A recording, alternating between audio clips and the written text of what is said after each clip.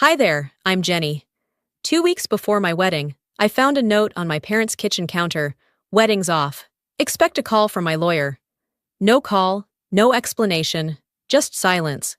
But that wasn't the worst part. They used my wedding plans for someone else.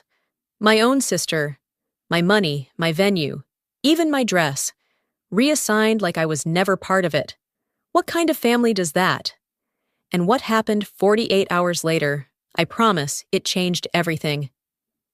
I arrived at my parents' house earlier than usual that morning. The sun hadn't fully risen yet, casting that soft, dim orange light across the windows of the quiet Charleston neighborhood. I'd planned to drop off the final cake samples and the newly printed invitations before heading into work. Everything had been scheduled down to the hour these last few weeks, and I'd been careful not to overstep, especially with my mother. I let myself in through the side door like I always had. No voices, no faint sound of the television humming in the background, not even the soft clink of my mom's favorite teacup. The house felt still. Then I saw it. A single sheet of paper lay folded in half on the kitchen counter, right where my mother usually left cheerful post-it notes, reminders about flower pickups or seating charts. But this wasn't her usual handwriting. This wasn't blue ink with loopy curves. This was black, sharp, and cold. Wedding's off. Expect a call from my lawyer. That was it. No greeting, no signature, no damn explanation. For a moment, my body just froze. No breath, no movement. My mind went silent, as if it couldn't process the fact that 7 words had just detonated everything I had been planning for the last year. I didn't scream. I didn't cry. I didn't even text my fiancé, Jace. Instead, I picked up my phone and typed one word back to my mother. Understood. I drove home in complete silence. The roads were almost empty, but I couldn't hear the hum of the engine or the soft thuds of tires over pavement. It felt like my body had gone somewhere else and left me behind to deal with the wreckage. I didn't go to work that day. I didn't call anyone. I sat on the edge of my couch, still in my shoes, replaying every conversation from the past month. What had I missed? Was it when I disagreed about the number of guests? Or when I told Karen she couldn't bring a +1 she'd just started dating? No. This wasn't sudden. This wasn't a tantrum. Someone had planned this. By nightfall, I still hadn't heard from them. Not one call. Not even a follow-up to that note. But I got something else. A message from my cousin, Courtney, popped up on my screen. Hey, I think this was meant for someone else, but it showed up in my email. You should see it. Attached was a screenshot of a group chat titled, Monroe Family Wedding Changes. My heart pounded as I scanned the names. Julia, Karen, Lyle. They'd been planning a restructured celebration. The same venue. The same guest list. Just with Karen. Karen, my younger sister, recently engaged, was now the centerpiece of the event that was once mine. The florist's invoice had been updated, replacing my name. The photographer's new draft timeline listed Karen and Zach as the couple. I wasn't just removed. I was replaced. I stared at the screen, reading the same message over and over. Karen had even joked in one message, "At least now the photos will be cute." My mom replied with a heart emoji. My fingers trembled. My vision blurred, not from tears, but from the kind of fury that only comes when someone peels your skin off slowly while smiling to your face. The worst part? I had let them manage the venue. I'd trusted them with the deposits, the accounts, the scheduling, because they were family. Because they told me it was easier that way. Easier to erase me? I thought back to the time Mom insisted we pick a neutral dress. Something simple, she'd said, so you don't overshadow the room. Or when Dad told me he'd handle the final payment. Don't worry, sweetie, we've got it covered. But this wasn't about cost. It wasn't about preferences or logistics. This was intentional. They didn't just pull the rug out from under me.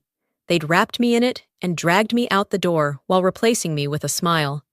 And they didn't think I'd fight back. They'd miscalculated, badly. I opened a new folder on my laptop titled, For the Record. Screenshots, receipts, messages. I began dragging everything in, one by one. No one would believe me without proof. But I wasn't doing this to convince anyone. I was doing it to protect myself. From this day forward. Because now I understood something I should have realized a long time ago. They never planned to share the spotlight with me. I was just a filler until someone better came along. As I stared at that digital folder, starting to fill with evidence, my voice came out barely louder than a breath. They think I won't fight. That's the only part they got wrong. I didn't always stay silent. I used to fight back, until they taught me it wasn't worth it. Over the years, I learned that arguing with people who pretended I mattered only when they needed something was like pouring water into a cracked vase. Useless.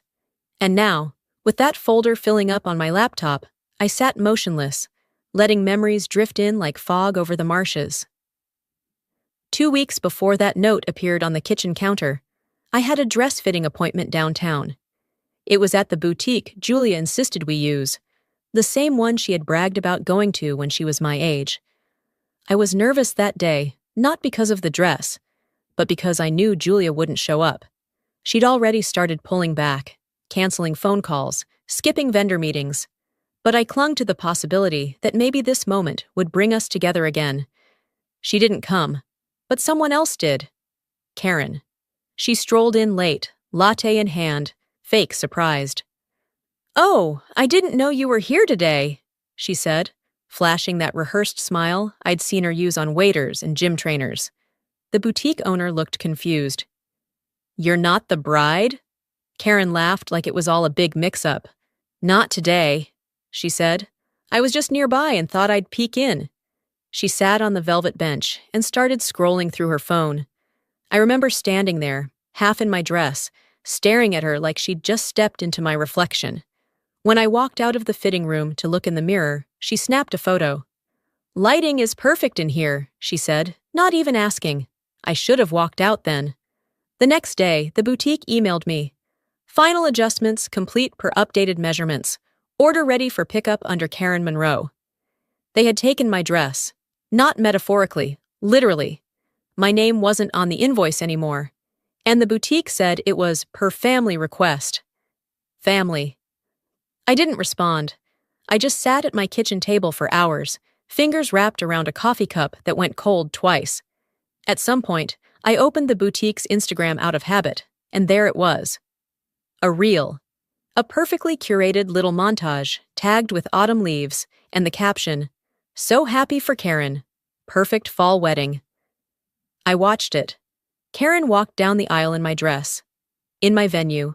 With my string quartet playing the same piece I'd handpicked for my entrance. Every frame glowed like a magazine spread. Julia and Lyle beamed with pride. They toasted champagne. They hugged Karen like she was the crown jewel of the family. And not once was I mentioned. Not a thank you. Not a photo tucked into a corner. Not even a tag on social media. I wasn't even a ghost at the party. I stared at the screen in stunned silence. The comments rolled in beneath the video like confetti. "She's glowing!" "Julia raised such a beautiful bride." "This family knows how to throw a wedding."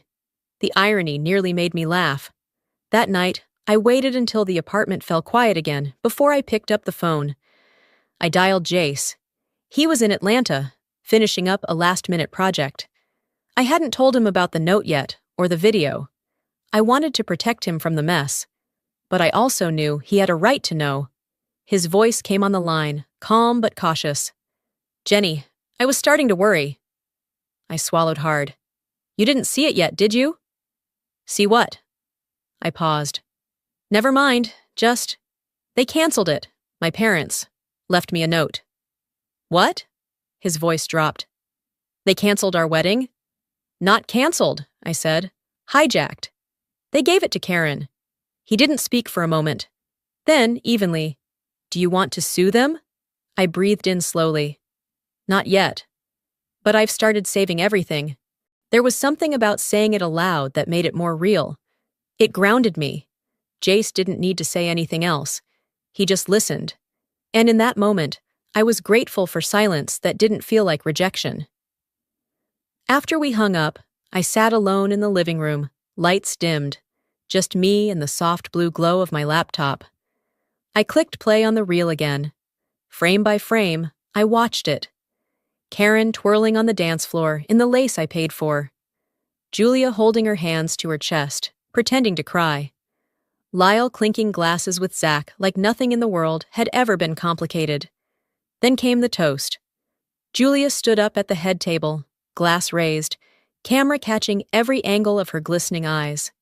"To the daughter who made the family proud," she said. I hit pause. My finger hovered over the spacebar, but I couldn't press it again. That one sentence echoed louder than the string quartet ever could. I rewound it, listened again. Not a daughter, not our daughters, just the daughter. She was right, though. Karen had made them proud, because she played the game. She kept her mouth shut. She never challenged their decisions. She smiled when they told her who to love, what to wear, where to go. I used to think I was the rebellious one, the disappointment, but maybe all I ever did wrong was try to live a life they couldn't control. I closed the laptop slowly, the faint click of the lid settling into silence. "They think they erased me," I whispered, "but I'm the only one who remembers everything." My laptop stayed closed on the kitchen table long after the screen went black. I sat still, surrounded by silence that didn't feel peaceful anymore. It felt loaded, like the kind of silence that waits to see if you'll finally snap. I didn't, not yet.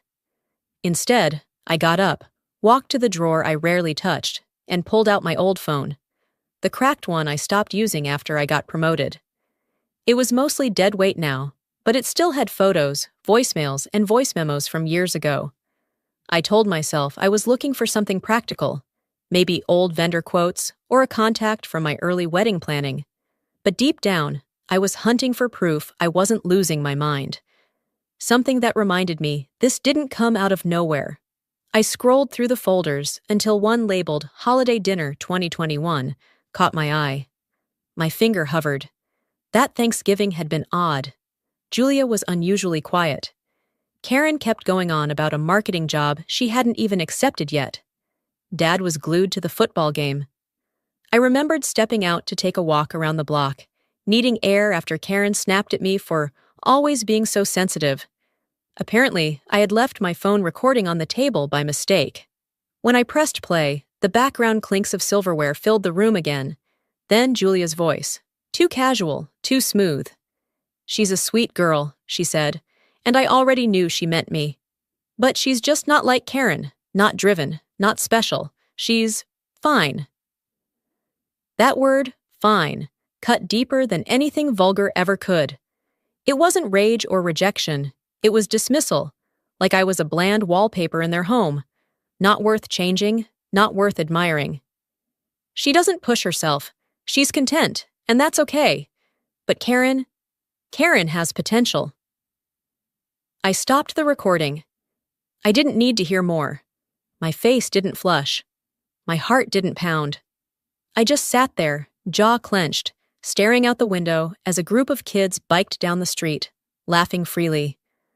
So this was the story they'd told themselves for years, that I was fine, and therefore not worth fighting for. But it hadn't always been like that. There was a time, brief as it was, when I pushed back. Colton. 6 years ago, he had been the first person I ever let in fully. The kind of man who planned weekend trips and surprised me with used books he thought I'd like. I remember the afternoon he invited me to Edisto Beach, just the two of us. We were supposed to leave Friday morning. Instead, I woke up to a message. "Jenny, I'm sorry. I can't do this. I think your family was right. I'm not enough." No fight, no second chance. Just silence after that. For years, I believed he'd simply fallen out of love. Maybe found someone easier. But as I sat now, the words from that old voicemail echoed differently. My family was right. He didn't say, "You were wrong." He said they were right. Back then, I couldn't accept it. So I buried it. Never told anyone, not even Jace. I reached for my water glass and stared at the condensation trail it left on the table. I wasn't crying. There weren't any tears left for this version of myself. Instead, I stood and walked to the cabinet above the fridge. That's where I kept the documents. The mortgage I signed alone, the receipts from the wedding venue, a printed spreadsheet Julia insisted on managing. To keep things in order, she had said. Every page I pulled confirmed something deeper than mismanagement. This wasn't chaos. It was strategy, the kind that erased me slowly, so by the time I noticed, I'd already disappeared. They'd taken my wedding, my voice, my dress. What else had they stolen in the name of family? The worst part wasn't what I found. It was how easy it was to find. A clean sweep. No record of deposits made under my name. No recognition of my work. The guest list, edited weeks ago, had my email removed. The floral arrangements were now listed under Karen M. My entire presence, scrubbed. I whispered the question again as I sat back down, a whisper that didn't feel rhetorical anymore. What else have they taken? And for the first time, I didn't feel guilty for asking. That moment of stillness was broken by the sharp ring of my phone. Unknown number. I usually let those go, but this time, something in my gut made me press accept. Jenny? The voice asked, nervous, familiar. I didn't answer right away. It's Colton, he said. I heard about your wedding, and I thought, maybe you should know more about what happened back then. The room spun slightly, not from surprise, but from recognition. This wasn't a ghost returning. It was a piece of the puzzle I'd never been allowed to hold. I leaned forward, pressing my palm to my forehead. A familiar ache built behind my eyes. I kept my voice calm. I'm listening. Colton didn't hesitate once I said I was listening. She threatened me, Jenny. I didn't know what else to do. His voice cracked, but I didn't speak. I needed the full story, not comfort. She didn't just tell me to back off. She called my office, my manager, said I was involved with someone who had mental instability, that you were emotionally fragile, needed constant care, and that our relationship was affecting your health, that I was contributing to it. I gripped the edge of the kitchen counter, steadying myself. My knuckles ached from how tight my hand clenched the phone. I said nothing, but inside, something collapsed. Not like a building that falls, more like a dam that quietly cracks, piece by piece, until the flood becomes unstoppable. She said if I really loved you, I'd walk away so you could focus on yourself. And I believed her. I thought I was doing the right thing. He paused. I could hear it, the regret, the weight he'd been carrying all these years. I'm sorry. I know it doesn't fix anything. I nodded, even though he couldn't see it. My voice came out calm, nearly flat. It doesn't, I said. But thank you for telling me. We exchanged no goodbyes. I hung up, placed the phone on the table, and stared at the window, where the streetlight outside glowed over empty pavement. Then I picked up my own thoughts like shards on a tile floor, fitting them into something resembling a timeline. The pattern was clear now, not just in hindsight, but in cold, deliberate detail. Control. Julia didn't just block my path. She bulldozed it and then told me I had no sense of direction. The next morning, I sat at the kitchen table with my coffee going cold. My fingers hovered over Jace's contact. He hadn't reached out in days, and I'd been grateful for the space. But now, I needed answers only he could give. When he picked up, his tone was cautious. Hey, he said, I need you to be honest with me, I said, and I need you to do it now. There was a pause. Just long enough for me to imagine him sitting on his couch, hand on his forehead, like he always did when he felt cornered. I know what this is about, he said. And you're right to ask. He told me about the day he went to my parents' house, months before he proposed. She called me into the sunroom. Your dad wasn't there. She had a folder, said it was something to help me make the right choice before the engagement. He sighed. Inside were copies of your old credit statements from years ago, notes about your panic attacks after college, even your ER bill from when you fainted at work. She told me she kept them for emergencies. And the prenup? I asked. Jace hesitated. She had one drafted. Said it was just precaution. To protect the family's assets in case things didn't work out. Did you sign it? No, but... I also didn't tell you. I didn't want to cause a rift. A rift. As if there hadn't already been a canyon. Thank you, I said, and ended the call before I said something I couldn't take back. I stood up, walked into my bedroom, and pulled the small metal box from the back of my closet. Inside were the documents Julia had always said to hold on to, just in case. The venue deposit confirmation. It had my name on it. The floral arrangement invoice had come through my nonprofit's account, the one I opened 5 years ago. And at the very bottom, folded neatly in a cream envelope, was the budgeting agreement she'd handed me 2 months ago. I had signed it without much thought. Back then, she said it was to help keep expenses organized. What I held now, though, was no budgeting guide. It was a contract, a silent transfer of assets, a neat little tool to move things out of my hands and into Karen's. I stared at the signature line. Mine. Above a line that said, Authorized financial reassignment for family redistribution purposes. They didn't just cancel my wedding, they reallocated my life. I returned to the living room and dropped the papers on the table. I didn't cry. I didn't scream. But I moved with a new kind of focus, one I hadn't felt in a long time. I opened my laptop, created a new folder, and labeled it Restitution. Then I opened my email. To Julia.Monroe. Subject: This ends now. The body was short, sharp, precise. You've taken enough from me. If you continue, I will take back everything. Legally, publicly, permanently. Consider this your last warning. I clicked send. And for the first time in what felt like forever, I felt the knot in my chest loosen. Not because I was done, but because I had finally started. I didn't wait for her reply. I shut the laptop, pushed my chair back, and walked to the window. The sun was beginning to creep over the edge of the rooftops, casting that strange gray-blue light across the empty street outside. The kind of light that feels like a warning. I stood there longer than I meant to, arms folded, heartbeat steady but hard. I wasn't expecting peace, not from them, not from this. But I thought maybe, just maybe, the silence would last a little longer. It didn't. A buzz from my phone dragged my eyes down to the screen. Notification from Facebook. Karen had posted something. I hesitated, thumb hovering above the screen. Then I tapped. Her post was long, crafted. The kind of message someone spends time rehearsing, not just in writing, but in the mirror, over breakfast, while twisting a wedding ring she didn't earn. She called me unstable, accused me of fabricating stories, of having a long-standing pattern of emotional volatility. She claimed I was undermining the unity of the family and lashing out because I couldn't handle not being the center of attention. Julia had liked the post. Lyle left a heart reaction.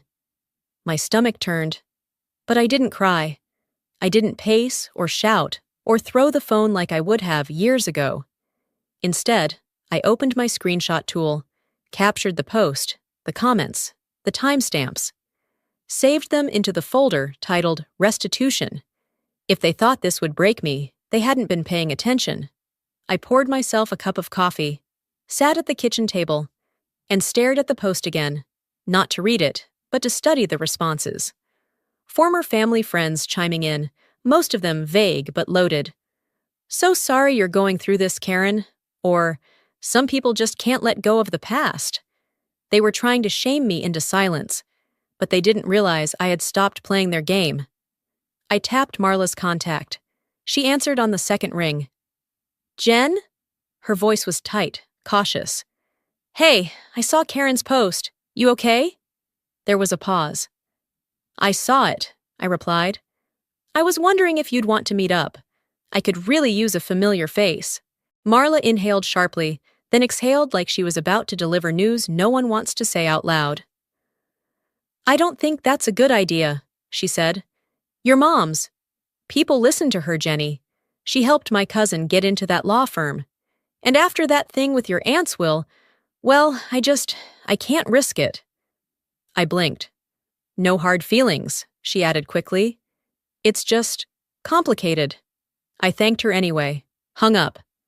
And I sat there for a while, letting that moment settle, not as betrayal, but as confirmation. Julia's power didn't stop at the front door. It ran through the veins of this town, like a quiet current no one dared swim against. I took my time that afternoon, did the dishes, cleaned the bathroom, watered the succulents by the windowsill, let the silence stretch, not out of avoidance, but because I needed the space to think without their noise. At dusk, I picked up the phone again. This time, I called Karen. She answered like she'd been expecting it. Finally decided to talk? I'm only going to say this once, I said, keeping my voice low and even. Take down the post. There was a beat of silence, then laughter. Not the amused kind, the mean kind. The kind she used in high school when she knew she had backup. You can't seriously think anyone believes you now, she said. You sound paranoid, just like Mom said. I'm not asking for belief, I said.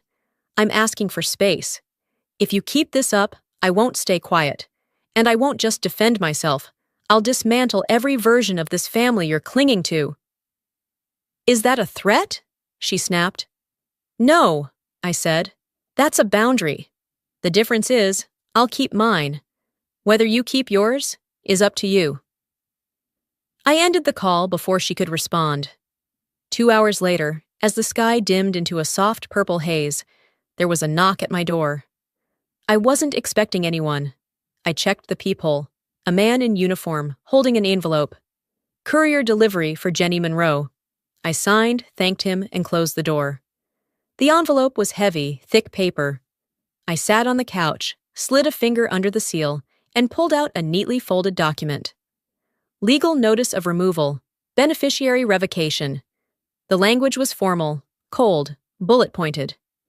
As of this date, Jenny Monroe is hereby removed from all family estate considerations, including property, financial trusts, and personal assets managed by the Monroe Family Trust. No reasons listed. At the bottom, in clean, slanted ink, was a single closing line. As of now, you are no longer considered part of this family's future. I stared at it, felt no rush of heat, no bile at the back of my throat, just a long, slow breath leaving my chest.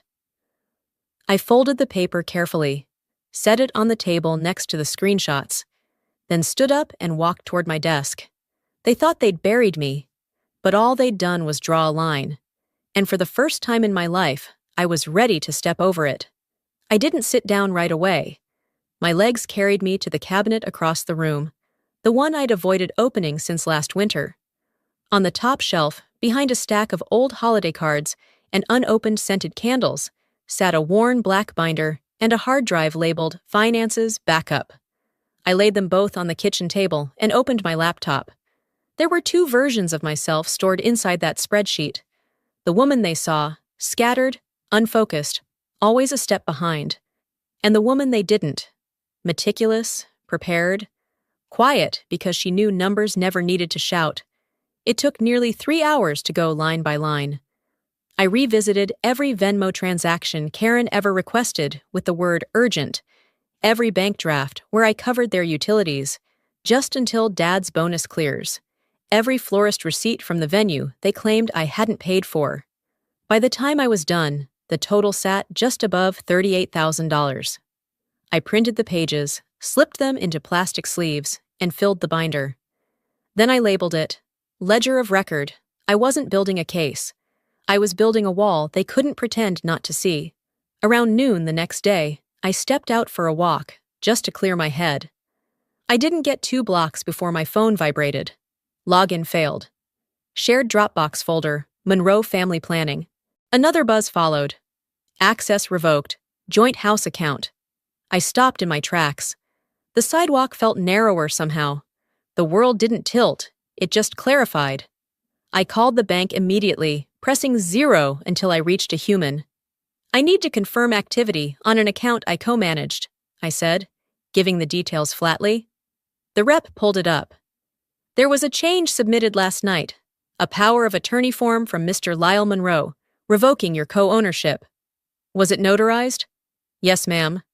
Then you'll need to see my file, I said. I'm sending over documents now. Until you sort this out, freeze the account. That money is in dispute. She hesitated, but my tone didn't. Within 20 minutes, the freeze was confirmed. I didn't feel triumph. I felt something sharper, like setting a bone that had healed crooked and finally snapping it into place. Back home, I made another folder. Titled it, In Case of Public Denial. Inside it went everything that proved my version of this story wasn't a narrative. It was a timeline. Text messages from Karen promising repayment. Email threads with Julia discussing shared costs. Digital contracts signed under my name for venue services, now credited to them. I didn't plan to post them, but I wanted them ready. People like my family didn't fear confrontation. They feared being unmasked, not with emotion, but with receipts. And that was the one thing I'd always kept. I closed the laptop, stood up, and made tea. The act was simple, mundane even, but it steadied me. My hands didn't shake as I poured. My breath didn't hitch when I sat back down. I wasn't waiting for them to fix it anymore. I wasn't even waiting for justice. I was laying brickwork. At 8:17 p.m., my phone rang. It was an unknown number, but I recognized the area code, my old banker's office. I answered on the second ring. Ms. Monroe? Yes. This is Allison from McAllister Financial. I think it would be best if you came in tomorrow. We received a document this morning. It lists your signature, but something about it didn't sit right with me. What kind of document? It references property reassignment, partial title transfer on a home under the Monroe family umbrella. We flagged it because your existing file shows no prior authorization. My chest didn't tighten, my voice didn't rise. Do you still have it? Yes. Keep it secure. I'll be in at 9. She paused. You'll want to bring any legal paperwork that contradicts what we received. I looked at the binder sitting on my kitchen table. I've got plenty. After the call, I turned off all the lights except one over the sink. I stood there for a moment, the glow catching the edge of the binder's spine. They'd taught me to be polite, to not raise my voice, to apologize even when I wasn't wrong. But they never taught me what to do when I stopped caring what they thought. And now they'd picked the wrong thing to forge. Morning broke with the kind of chill that didn't come from the weather. My shoes echoed through the office lobby, muted by the heavy carpet, but my steps were precise. I'd worn navy, clean, professional, forgettable. I didn't need to stand out today. I needed to stand tall. At 9:26 a.m., our front desk buzzed. Jenny? Sharon, the receptionist, called across the open space. There's a delivery for you. I turned toward her just as a man in a gray blazer stepped into view, holding a document tube and a clipboard. Jenny Monroe? He asked, expression neutral. I nodded. You've been served. He placed the envelope in my hands, had me sign, and left before I could say a word. I walked back to my desk slowly, sat down, and peeled the seal open. Civil complaint, Monroe vs. Monroe. I scanned it. Paragraphs of inflated claims. They accused me of embezzling family funds intended for the original wedding. Claimed I had authorized venue upgrades outside agreed budgets, that I'd suffered repeated emotional instability that rendered me unfit to manage financial matters. My name was twisted into a caricature of chaos. The lawsuit didn't just seek money, it sought to label me untrustworthy, volatile, dangerous. Around me, the office hummed too quietly. I felt eyes flick toward me and away just as quickly. I closed the packet, opened my email, and typed, Subject, Defamation claim, Monroe family. Add this filing to our counterclaim. Defamation, malicious intent, reputational damage. Let's respond swiftly. I didn't need revenge that made noise. I needed revenge that came with a docket number. That afternoon, The door of the past opened wide. A call came through to my work line from a number I didn't recognize. "This is Jenny." "Jenny, it's Victor Lang." I leaned back. Victor had been my mother's PR shield for as long as I could remember. He'd been the man who spun Julia's missteps into inspirational quotes, the one who'd told newspapers that our family was resilient when whispers of misused funds at her charity circled 10 years ago. Now, he sounded like someone playing both sides. "I just wanted to reach out," he said, smoothing his tone like a politician, "and say, you might want to let this play out quietly. Sometimes the noise dies faster if you don't feed it."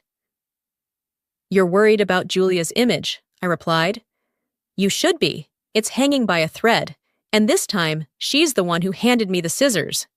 There was a pause. A deep inhale. "Jenny, these things spiral. Be smart." "I am being smart. That's what scares you." I ended the call. That evening, I stayed off social media. But the universe didn't return the favor. My phone buzzed with a notification. Julia Monroe posted a new status update. I didn't click right away. I waited. Took a sip of the chamomile tea I didn't want, but had made out of habit. Then I opened it. "It's hard being a mother," it began. "You try to raise your children with compassion. You sacrifice. You guide. But sometimes, when pain twists a child's view, all they can see is betrayal, where there was once love." There was no name, but everyone knew who it was about. The comments poured in. People from church, neighbors from our old block, Karen's new in-laws. "She's lucky to have you as a mother." "Some kids just turn bitter no matter what you give them." "I've seen this before. It's the money.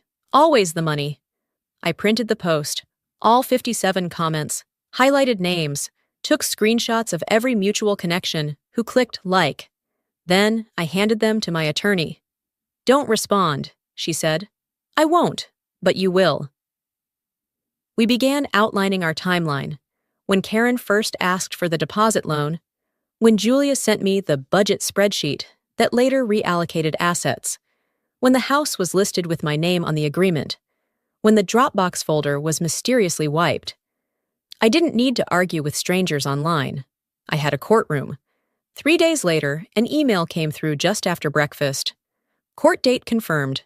Monroe vs. Monroe, Civil Division, Room 204. Hearing set for 3 weeks out. I stared at the date. Then, my reflection in the kitchen window, blurred by the morning haze. They wanted to embarrass me, silence me, redefine me. But the only thing they'd accomplished was sharpening my resolve. I turned from the window and spoke out loud to no one but myself.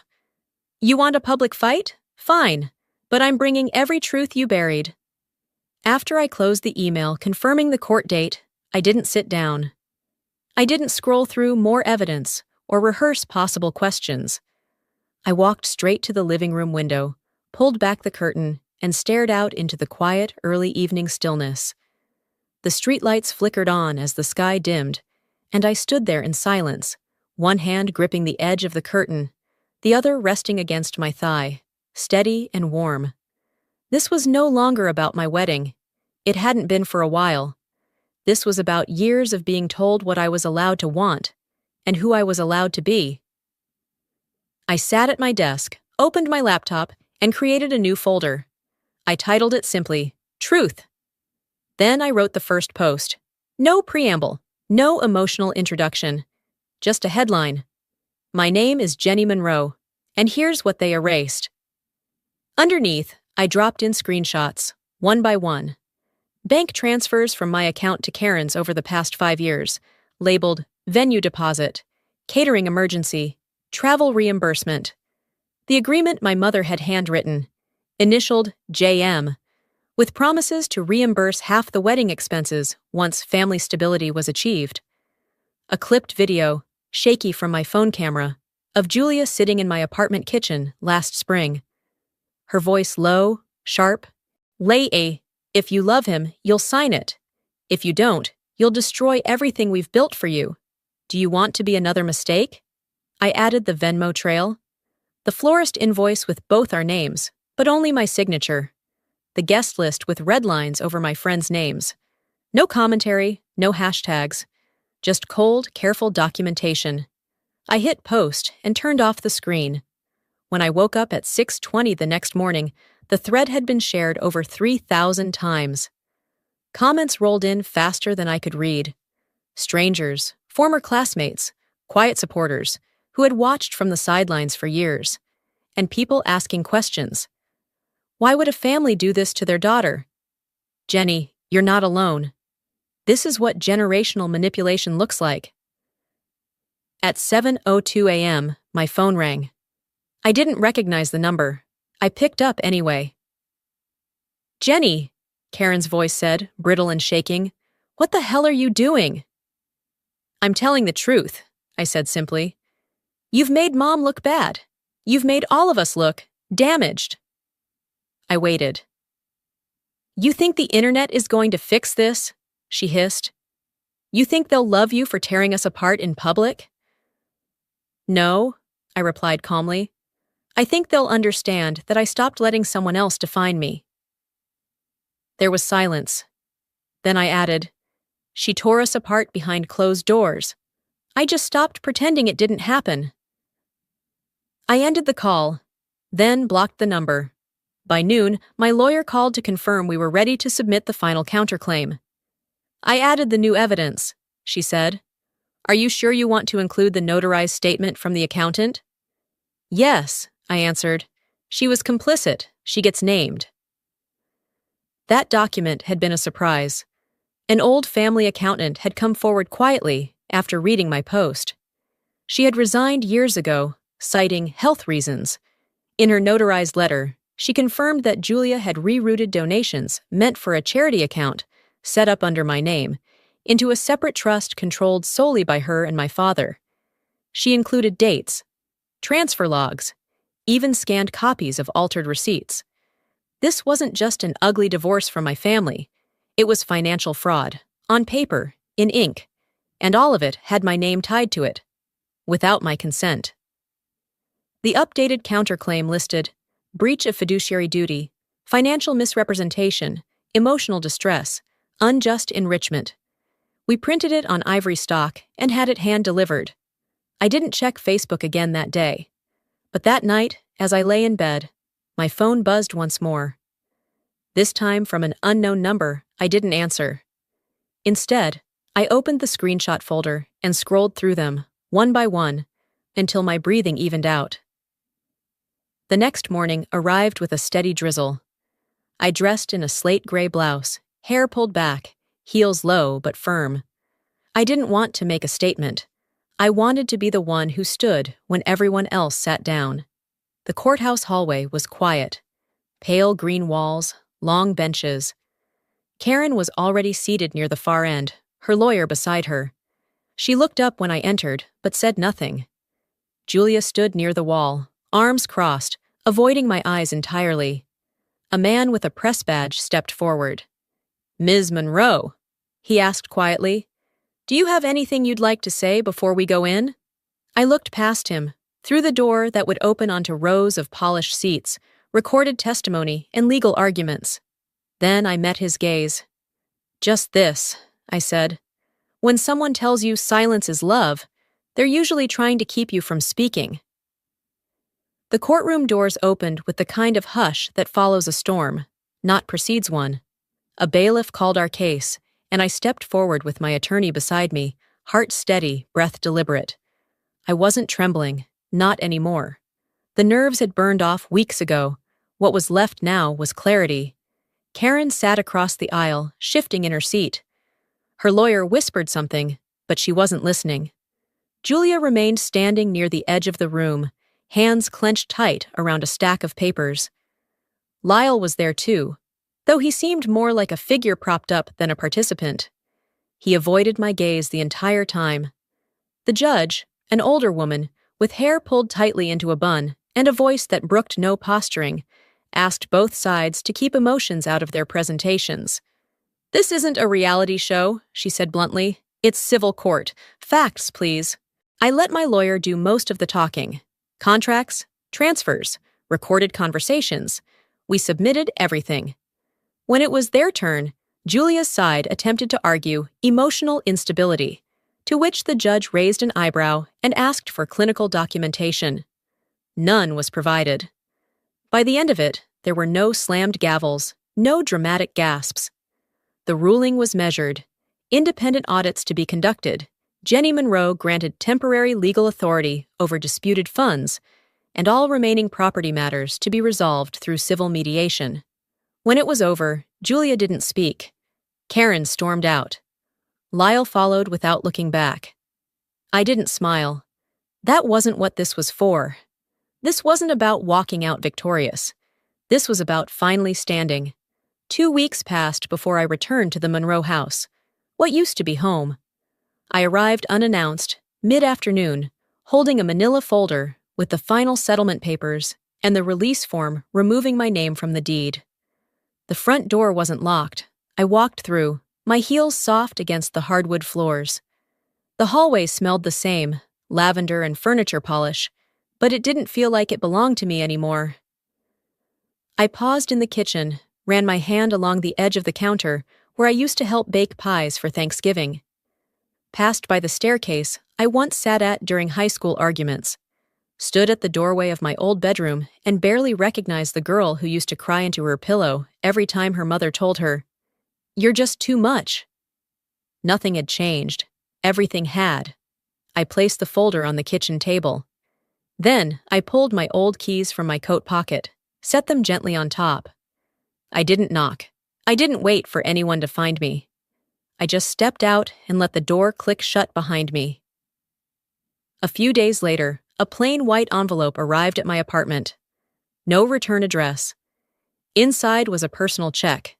The memo read, "Reimbursement for dress, venue, and emotional damages." The amount? $31,320, an exact match for what I'd tallied in one of my earliest spreadsheets. No note, no apology, just the check. I didn't cash it. I framed it. Underneath the glass, on a small brass plate, I had engraved, "Proof that they knew." It didn't make me whole, but it told me I hadn't imagined any of it. Another week passed before I heard from Marla again. Her name popped up on my screen during a quiet Friday morning at a cafe by the river. "I saw what you did," her message read.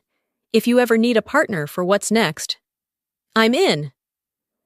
I took a sip of my coffee, watching a pair of ducks skim across the surface of the water. My laptop was open, cursor blinking on a new document titled Monroe and Wells, Advocacy and Legal Planning for Women in Crisis. The idea had been brewing ever since the courthouse, because for every woman like me who found her way through the noise, there were 10 more still stuck inside it, wondering if they were the problem. I set my mug down, typed the first sentence of the mission statement, then stopped to read it back aloud. "Freedom isn't loud," I whispered. "Sometimes it's just the sound of no one calling you back." And that, more than any verdict or headline, was the ending I'd been waiting for. Sometimes the hardest battles aren't the ones fought in courtrooms or over dinner tables. They're the ones where you finally choose yourself over being accepted. If there's one thing I've learned through all of this, it's that family isn't built on silence or submission. It's built on respect, accountability, and the freedom to speak your truth, even when it shakes the room. I didn't win by hurting them. I won by stepping away, by reclaiming the parts of me they tried to rewrite. And maybe that's the real lesson here. Closure doesn't always look like justice served in headlines. Sometimes it's just peace and a quiet morning where no one's trying to control your life anymore. What about you? Have you ever stayed silent to keep the peace, only to realize you were sacrificing yourself in the process? I'd love to hear your thoughts. If this story resonated with you, drop a 1 in the comments or tell me where you're watching from. And if it didn't sit right with you, let me know why. I'm here to listen. If you'd like to hear more stories like this, real, raw, and deeply human, make sure to subscribe to the channel so you don't miss what's next. You deserve to be heard. Let's keep the conversation going.